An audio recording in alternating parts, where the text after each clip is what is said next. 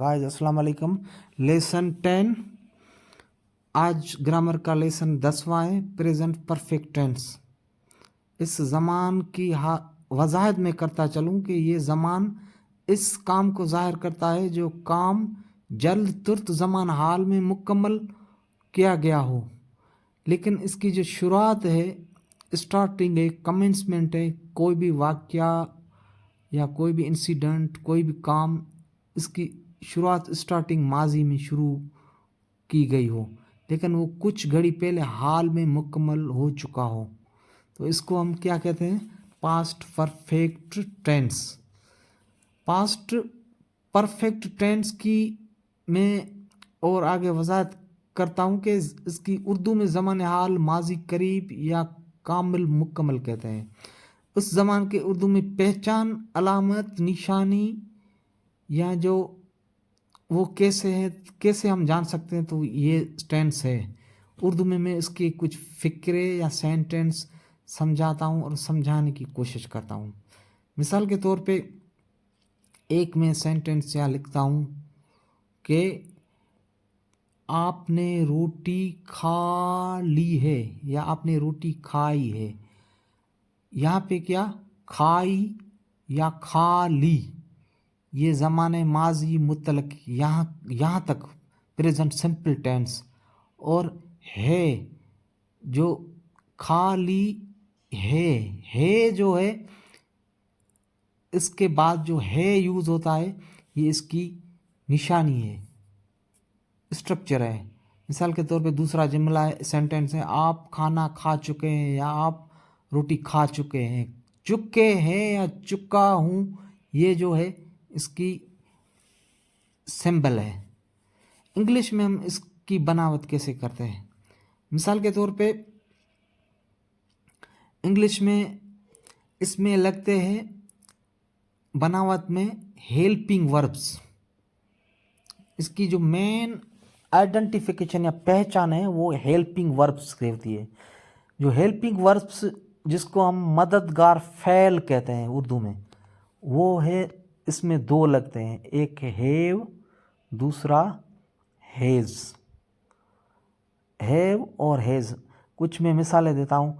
I have eaten the meal, I have eaten the breed.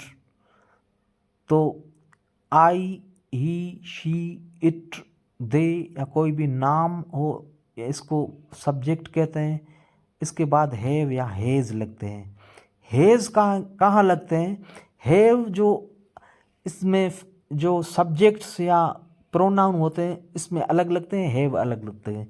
Has सिर्फ ही, she, it, ये तीन file हैं और उनको ज़मीर भी कहते हैं या सब्जेक्ट कहते हैं। इसके बाद सिर्फ हैज़ यूज़ होता है। इसके बाद हैज़ यूज़ होता है। मिसाल के तौर पे she has eaten the meal. और हैज़ इस्म वाहिद यानी इंसान या जानवर के नाम के बाद भी इस्तेमाल होता है। मिसाल के तौर पे Ram has eaten the mango.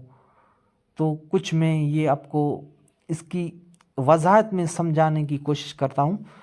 Has इस्म वाहिद में इस्तेमाल होता है और ही, शी, इट और कोई भी नाम हो, जानवर का हो या इंसान का हो। मिसाल तौर पे राम, अली या काऊ, केट, डॉग।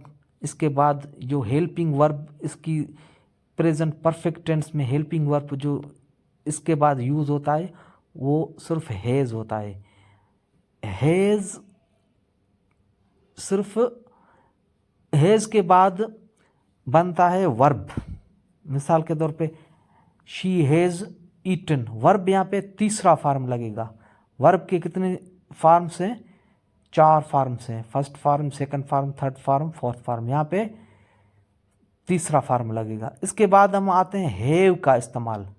हैव कहाँ यूज़ होता है? He, she, it, they, he, she, it या इसमें हैज़ यूज़ होता है। और I and you, they, we. इसके बाद ये जो सब्जेक्ट्स हैं फाइल है, इस फाइल के बाद आई यू दे वी, सिर्फ इसके बाद हैव का इस्तेमाल होता है। हैव और हैज़ जो निशानी है, जो आइडेंटिफिकेशन है, पहचान है, सिर्फ प्रेजेंट परफेक्ट टेंस की है।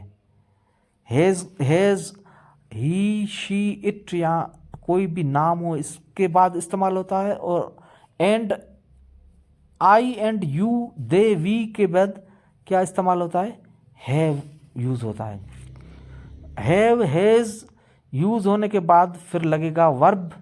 वर्ब जो होगा वो तीसरी फॉर्म में लगेगा, जिसको पास्ट पार्टिसिपल कहते हैं। मिसाल के तौर पे फर्स्ट फॉर्म गो, तीसरा वेंट, दूसरा वेंट, थर्ड गॉन। यहाँ पे एक सिंपल है और हैज़ सिर्फ ज़माने हाल मुकम्मल में इस्तेमाल होते हैं। ज़माने हाल मुकम्मल परफेक्ट प्रेजेंट परफेक्ट टेंस में यूज़ होता है, और इसकी इंग्लिश में पहचान या निशानी सिर्फ हैव और हैज़ है। इसके बाद हैव हैज़ के बाद क्या आता है, वर्ब या फेल का इस्तेमाल होता है। मिसाल के तौर पे फेल के 4 इकसाम हैं, पहला फार्म, दूसरा फार्म, तीसरा फार्म और चौथा फार्म। तो यहाँ पे जो हैव हैज़ के बाद इसमें तीसरा फार्म फेल का इस्तेमाल होगा। इस ज़मान यानी ज़मान हाल मुकम्मल कामिल इसको उर्दू में बोलते हैं, इसमें तीसरा फार्म फेल का इस्तेमाल होगा। मिसाल के तौर पे फर्स्ट फार्म फेल का ईट है, दूसरा एट है, तीसरा ईटन है। यहाँ पे कौन सा यूज़ होगा, तीसरा फार्म ईटन। ईटन की यहाँ पे जो फेल की जो उर्दू में जो वर्बली मीनिंग या वर्बली प्रोनाउंसिएशन भी तब्दील हो जाता है। ईटन मतलब खा चुका हूँ या खा लिया है या खा ली है। गो फर्स्ट फार्म है, दूसरा मैं फेल बताता हूँ, कुछ एग्जाम्पल देता हूँ। गो फर्स्ट मतलब गाना या जाना, वेंट गया, गान जा चुका हूँ, तीसरा फार्म यहाँ होता है, जिसको हम उर्दू में इसमें मफूल तीसरे फार्म को कहते हैं और पास्ट पार्टिसिपल भी कहते हैं। ये सिर्फ तीसरा फार्म यहाँ पे कहाँ यूज़ होता है, इस हैव हैज़ के बाद जो वर्ब लगता है वो तीसरा। इसकी उर्दू में जो प्रोनाउंसिएशन और मीनिंग के जो आदाब हैं वो चेंज हो जाते हैं। कुछ मैं मिसालें आपको देता हूँ। मिसाल तौर पर फॉर एग्ज़ाम्पल मैं स्कूल गया, गया हूँ तक हम नहीं आते हैं, गया ये पास्ट इंडेफिनाइट टेंस गया तक सेंटेंस है। हूँ जो है, अगर गया हूँ या मैं स्कूल जा चुका हूँ, ये जो निशानी है प्रेजेंट परफेक्ट टेंस की है। इसकी जो इंग्लिश में बनावट है, स्ट्रक्चर है या पहचान है, वो have has, I have gone, third form लगेगा I have gone to school. तो यहाँ पे मैंने हैव और हैज़ डिफरेंट वेज में सब्जेक्ट्स में he she it they we you, इसमें अलग यूजेज मैंने बता दी आपको, ठीक है, सिंपल वे में। मैं स्कूल जा चुका हूँ, I have gone to school, यहाँ पे गॉन थर्ड फॉर्म है। हमने रोटी खा ली है, वी हैव ईटन, यहाँ पे ईट फर्स्ट फॉर्म, एट दूसरा, ईटन थर्ड फॉर्म लग गया। We have eaten the bread, have क्या है, प्रेजेंट परफेक्ट टेंस की जो निशानी है। मिसाल के तौर पे आपने हॉकी खेली है या आप हॉकी खेल चुके हैं। You have played, played third form, you have played the hockey. मिसाल कुछ हैज़, यहाँ के कुछ हैज़ सेंटेंस हैज़ यूज़ करके मैंने बनाए हैं। Ram has written the letter, Ram खत लिख चुका है। It has played the game, वो गेम खेल चुका है। इट जो है वो बेजान के लिए यूज़ होता है। यहाँ पे मैं ग्रामेटिकली समझाने के लिए आपको यूज़ कर रहा हूँ it. She has washed the cloth, वो कपड़े धो चुकी है। तो ये क्या है, इसकी स्ट्रक्चर, बनावट, प्रेजेंट परफेक्ट टेंस की स्ट्रक्चर और